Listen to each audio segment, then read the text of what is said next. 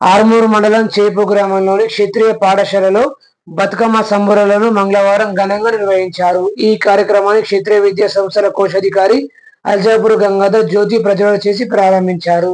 ముఖ్య అతిథిగా క్షత్రియ విద్యా సంస్థల సెక్రటరీ అల్జాపూర్ దేవేందర్ విచ్చేశారు. విద్యార్థినులు అందంగా బతుకమ్మలను పేర్చి తెలంగాణ సాంప్రదాయంలో బతుకమ్మల చుట్టూ తిరుగుతూ పాటలు పాడారు. విద్యార్థుల నృత్య ప్రదర్శనలు చూపరులను విశేషంగా ఆకర్షించాయి. కోశాధికారి అల్జాపూర్ గంగాధర్ మాట్లాడుతూ బతుకమ్మ పండుగ తెలంగాణ సంస్కృతి సంప్రదాయాలకు ప్రతీక అని, దేశంలో ఒక్క తెలంగాణ రాష్ట్రంలోనే ఈ పండుగను ఘనంగా జరుపుకుంటారని అన్నారు.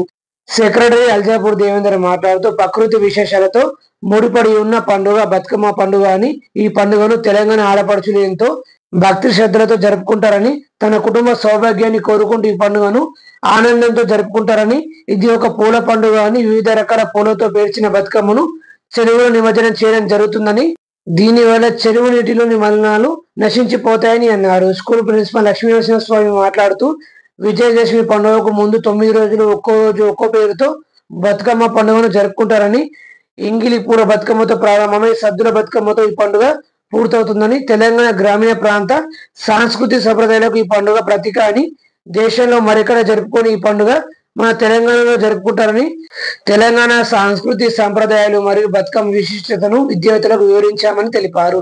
ఈ కార్యక్రమంలో అల్జాపూర్ రాజసులోచన విద్యా సంస్థల డైరెక్టర్లు వీరేంద్ర, అక్షయ్, పరీక్షిత్, పాఠశాల సిబ్బంది, విద్యార్థులు తదితరులు పాల్గొన్నారు.